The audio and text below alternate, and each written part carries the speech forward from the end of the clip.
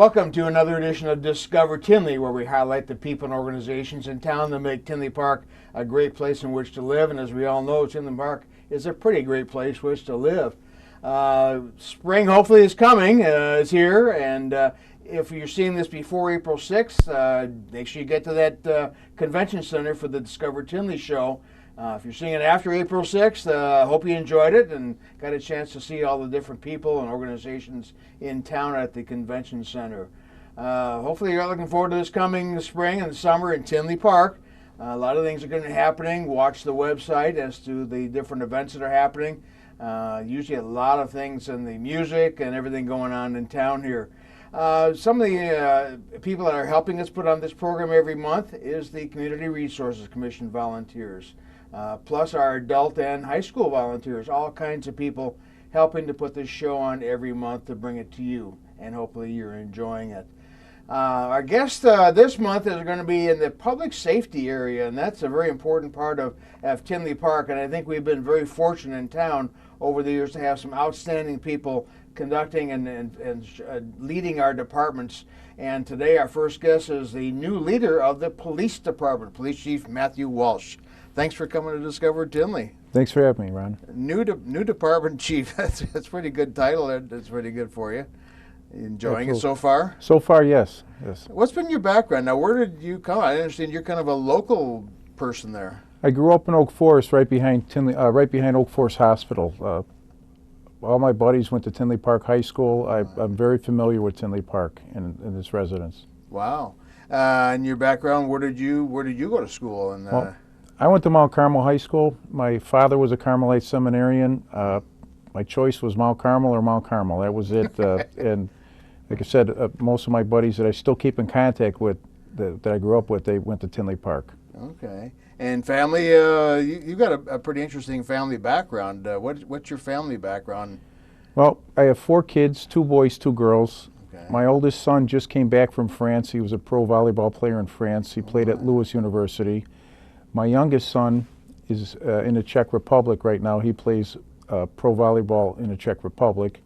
My oldest daughter is a 134 electrician, and my youngest daughter lives in Nashville, and she's in the music industry. Oh my goodness, you got quite a range. Mm-hmm.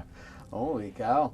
And your parents and what kind of careers were they in? I understand you're the lone law enforcement officer. I am the only police officer ever in the family. My grandfather came from Ireland. He was a fireman. He had 3 sons. 2 of them were firefighters. My father was a lawyer that wished he was a firefighter. I have 3 brothers that are firefighters. They're all in Chicago right now, and I'm the only one. I tell everyone I got in the wrong line at the ward office. Oh no! Oh my goodness. Well, apparently it ended up all right, yeah. So I think you're doing fine. What's been your background, your law enforcement background now? What kind of stuff have you gone through as far as getting to where you're at today? Well, I was fortunate when I was working at Cook County that I worked in many units. I worked at patrol, fugitive warrants, the tactical unit, vice and special operations. I was the liaison to the village of Fort Heights for a year, which was very interesting, working with the community there, trying to improve life there.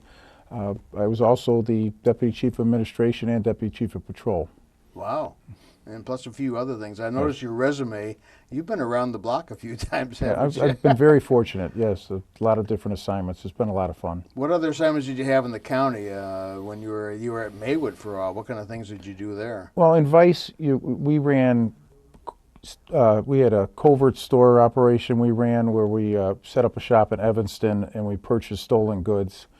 We did that for about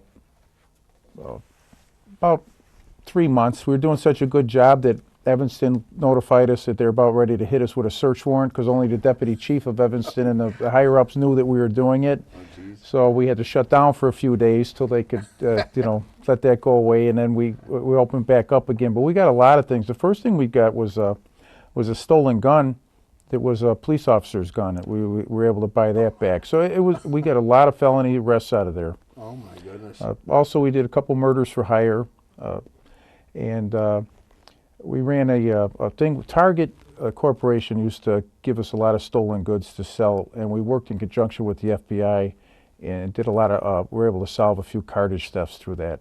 It was very interesting. Wow. Yeah, and you did patrol work too, obviously. Oh, yes. I mean, where did you do your basic patrol work? Patrol, I've worked every district in the county, Oh, my. either as a patrol officer or sergeant, lieutenant. I was a deputy area commander and commander both north and south, so I've worked pretty much every district in the county. Well, okay. Why did you consider law enforcement? You say you're family firefighters. Where did the law enforcement consideration come in? When we were kids, we'd be hanging out at the park, and there was some of the officers, some were kind of rough, but some after they got to know you, in Oak Forest was a guy named Shanahan, and he was pretty heavy-handed, but he ruled. Shanahan ruled. Okay. However, a couple of the kids who were more problem children, he ended up finding them employment and getting them jobs, and I always thought that's a great way you could help people, and I kind of gravitated towards police work after that. Wow. Now, how many years you've been in police work now? I was 28 with Cook County, 6 months here, so Oh, my goodness. I'm in my 29th year. Okay, that's a pretty good term. Yeah. What made you consider Tinley Park? Why did you even think about applying to Tinley Park now? Tinley Park, I'm familiar with the area, growing up out here, patrolling this area too, because I did a lot, most of my patrol was south, either Orland Township, Bremen Township, Rich Township, so that's all where Tinley Park is located. I'm familiar with the people, I'm familiar with the area. It's got blue collar, white collar, but it's a working class area. These are the people that I'm familiar with, that I'm comfortable with. There were other positions for up north that I know that's all Chicagoland, but I've worked up there too. It's hard to explain, but they're not how I grew up. They're not the people I'm familiar with and comfortable with. Wow. And the opportunity came for Tinley Park, and I jumped at it because I know that it's something that doesn't come along. It might not come along again for you know, if I didn't go for it right now. So I went all out for it, and not only that, a lot of these departments, they're landlocked, they're stuck. Tinley Park has years of growth ahead of it. They have the Hollywood Casino Amphitheater, they have the Convention Center, they have every fest you can imagine. They have the Irish Parade, they have the Caribbean Fest, they have Oktoberfest, they have auto shows. They're going to be breaking ground for Harmony Square on March 13th. There's growth and opportunity, and I looked at it, it wasn't a stagnant position. It's going to be very challenging, and I was looking forward to a challenge. Yeah, if you want activity, you came to the right place. Right. Tinley Park's been pretty active, all that kind of stuff there. It's one big fest. Yeah. They have a lot going on. They really do. They really do. It's neat. It is fantastic. How's it going so far in your new job, though? How are you liking it? I'm liking it. I really getting to know the officers one at a time, because we obviously you get here, you have budget, you have different issues that you have to learn, but I'm learning that we have some really good quality officers, and day in and day out, they're out there. I haven't seen anything that would even resemble that there would be a scandal going on. We don't get the complaints coming in. We don't get the different things like that from the citizens. We get a lot of letters of praise from the way the officers handle a call or something. That's very nice to see. Wow. I didn't get that too much in the other position. So. Oh, wow. That's good to hear. I always heard good things about it, too, and everything like that. Wow. So any experiences with the Tinley Park Police Department so far that's been kind of interesting? And the police officers you get enough, or is there looking for more coming in here? Well, the village determined that we were running short. They commissioned a study with Northwestern Center of Public Safety. It was basically for patrol only. That's the scope of the study, but it said that there's 13 short in patrol alone. Wow. It's an inherited problem, though, because I know that prior administrators opted to pay the overtime instead of hiring additional personnel. And it worked. It worked back then. The problem now is Tinley Park's growing. They're at that crossroads where you have 60,000 residents, all these festivals going on. And getting back to Harmony Square, once that is open, they want to have 250 venues a year.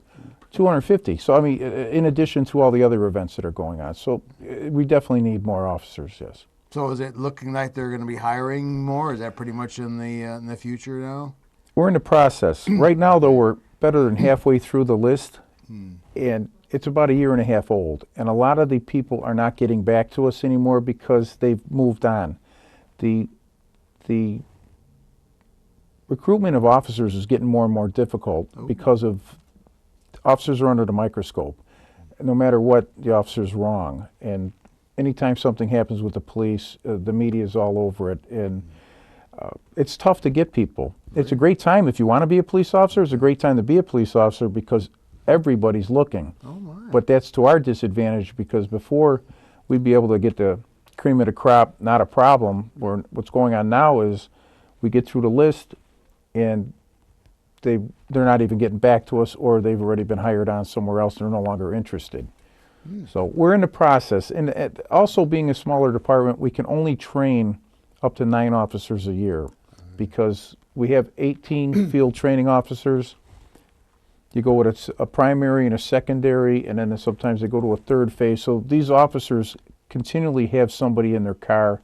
We try not to burn them out because it's difficult to have somebody in your car for a 10-hour day. It really is. So the inability to train a lot of people at the same time, the fact that the list is kind of getting towards the end and other things is making it difficult to get our numbers where they need to be.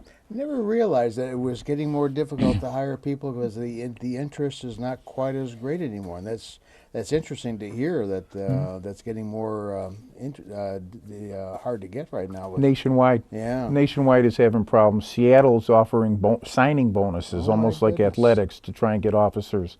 I was talking to some of the guys that are here. When they took the test for Tinley Park, 1,200 people took it. I think 200 took the last test. Oh my. So that's considerably less. Wow. Well, I wish you luck on that, Thank getting you. the right people Yeah. for that kind of stuff. What's the future plans for Tinley Park as far as law enforcement go? Any big ideas in mind as far as what you're going to do for the department during your tenure here? Or? I'd like to bring back some of the units that they had before. First off, we need more community engagement. But with the officers, with the limited staffing right now, they don't have the opportunity to go out and speak with the public or deal with the public in a positive manner as much as possible. Obviously, I want to increase patrol, get patrol where it needs to be. But after that, I want to increase the traffic unit because one of the main complaints that I get every day is somebody wants a traffic car in an area, which is understandable because Tinley Park is so big and they want a traffic study done because they think there should be stop signs or a stoplight or something. So I want to increase that. Excuse me. I also want to increase the tactical unit because we have 10 hotels now. Oh, wow. And we have all these events going on and all these other things. We need a tactical unit to be able to go around covertly, knock some cars down, see what's going on, and keep the community safe.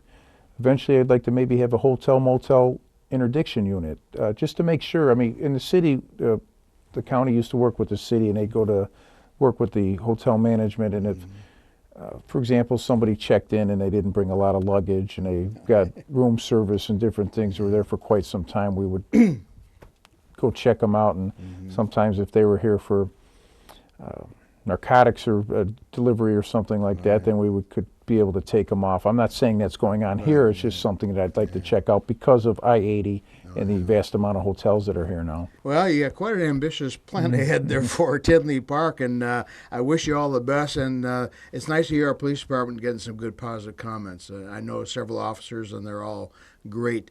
Good luck to you on your tenure as a police chief of Tinley Park. Chief Matthew Walsh, new police chief of Tinley Park. Thanks for coming to Discover Tinley. And thank you for having me. Appreciate it.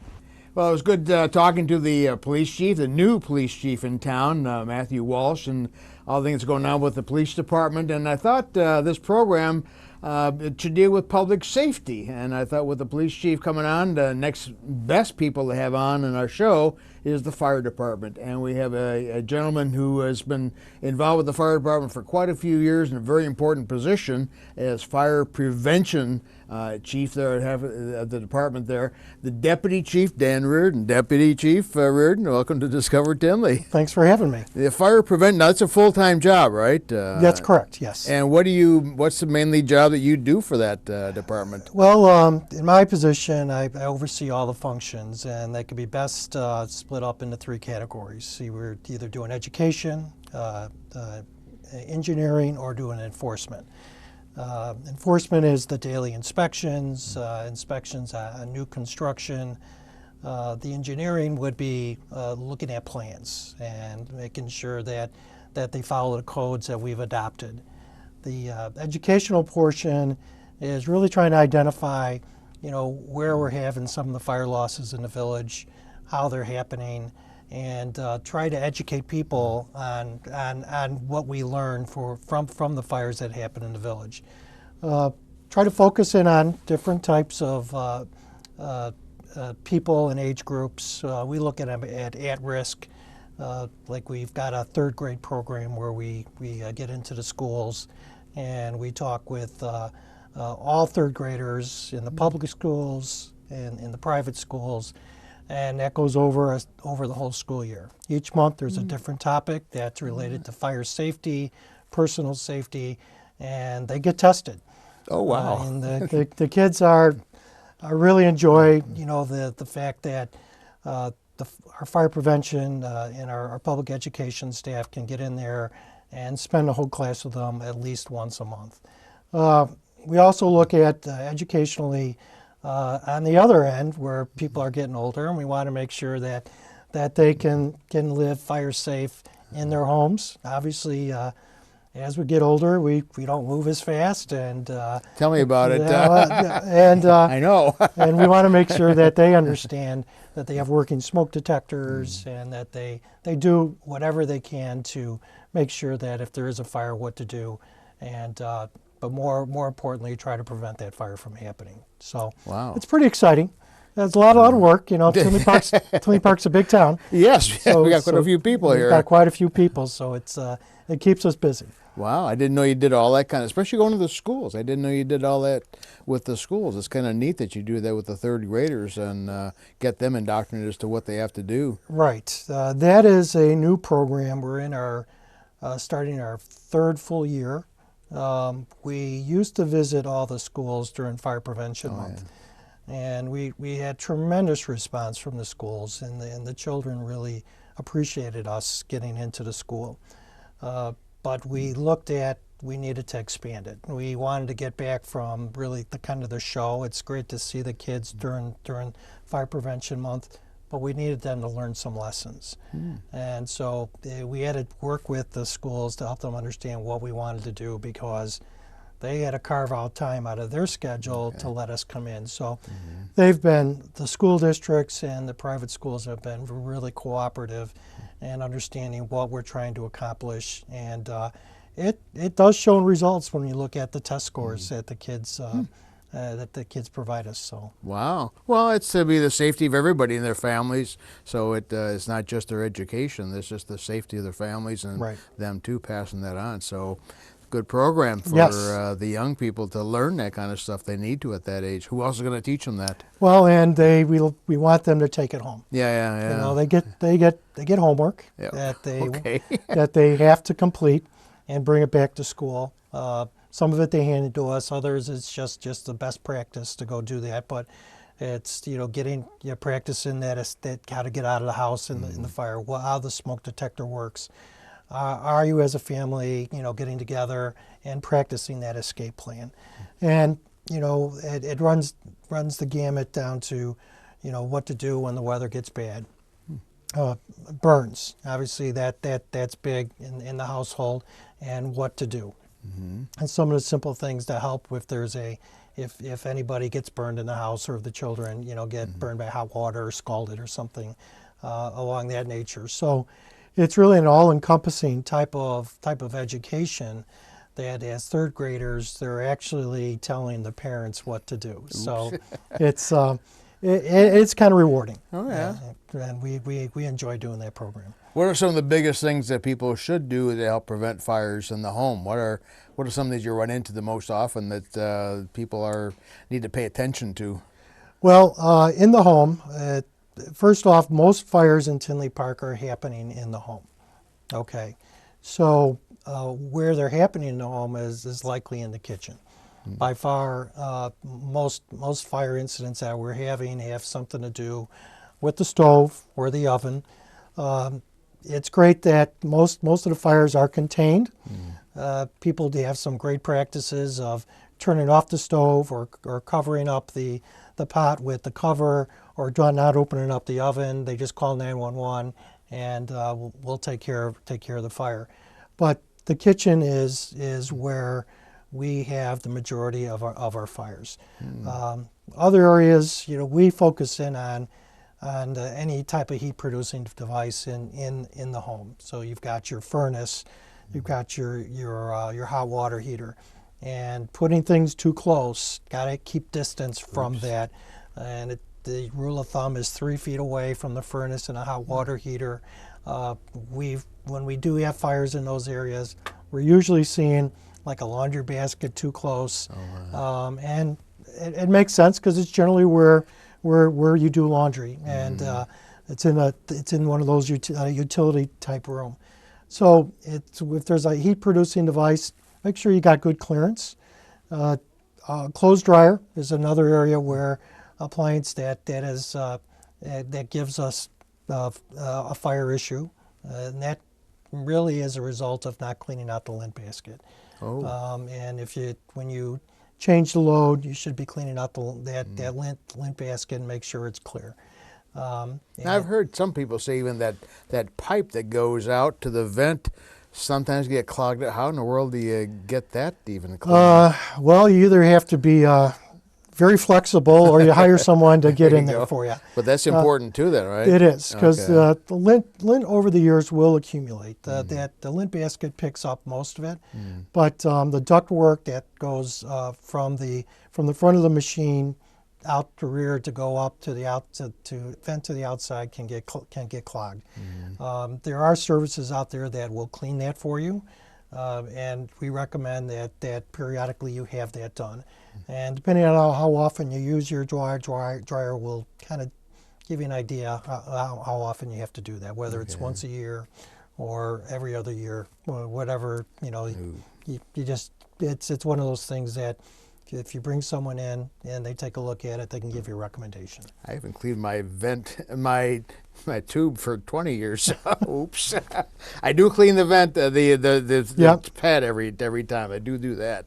So I'm hoping that keeps most of it from going down that vent pipe there. So, it should. Good maintenance will prevent a fire in the dryer. You get many dryer fires in town here? Is there a few? I would say last year, cooking fires, we had over 30. Oh my goodness. I would say dryer fires are significantly less than that, but it's still a fire that if it gets outside its container is going to spread quickly. So although not as much as cooking, just as hazardous and just as dangerous if you don't get call 911 and get the fire department coming. Right. Now we talk about grills. Summer coming up, people are using those outdoor grills. You getting much experience with fire and those grills going out there? Yes. A well-maintained grill will mean you're going to have a great grilling season. Okay. And they all, the parts do break down over time. The hoses that if you got a grill that is fueled by propane, they have to be replaced. The burners and the connections to the burners have to be replaced frequently. So it's a good maintenance up front will get you a nice, safe grilling season. Okay. When you're dealing with charcoal, you've got to be awfully careful of making sure that the charcoal is out. You don't want to throw the charcoal out in the garbage can because the embers will stay hot for a couple, 3 days. Oh my goodness. Even though you would think that they will go out.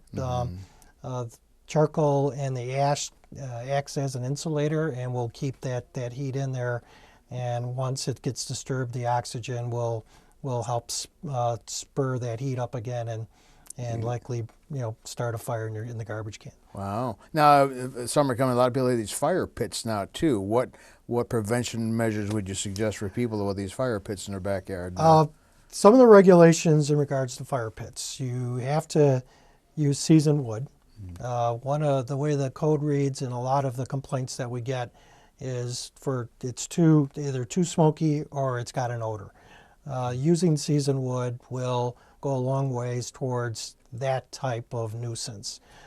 Your fire pit, the wood in your fire pit should measure 3 foot in diameter by 2 feet high.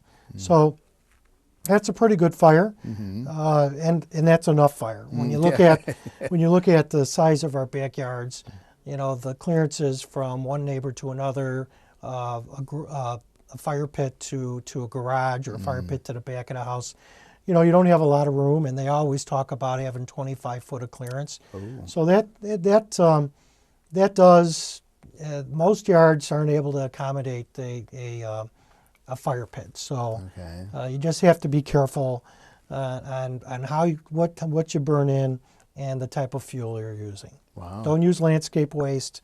That's not allowed. That is something that, one, it isn't seasoned, and it will not burn clean.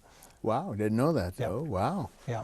Okay, good to know. And so now, one last thing, you use CPR is a big thing with your department too, right? You teach that? Yes, we offer CPR on a monthly basis, at least 3 times. And so the public can come in, and we'll definitely get you signed up and learning CPR. There is American Heart Association has come out with a hands-only CPR that the fire department will teach for free. It will give you the basics on what to do and how to do it, and at least you have the opportunity to help someone by giving compressions until the paramedics can show up. And it's very important. On an average, we probably certify 200 to 300 people a year. Wow. So we're pretty good at it. We got a handful of instructors that work well with everybody, and really everyone usually walks away with a great experience. Oh, my goodness. Wow. Yeah. Well, it sounds like you got your hands full with the fire prevention department. You got a lot of things going, a lot of irons in the fire, so to speak, with things going there. But it sounds like we've got a tremendous program with the Tinley Park Fire Department. And you've been at it how long? Since 2001. Oh, my. Okay. It's a long time. Well, keep up the good work, Deputy Chief, and I appreciate all the stuff you've done. Fire Department, fire prevention, if you have any questions, don't be afraid to call the fire department. They'll be more than happy to help you out and keep things going. And wish you all the best of luck, and I always say I hope you aren't too busy this summer. Well, thank you. Thanks a lot. Thanks for watching Discover Tinley, and we'll see you next month.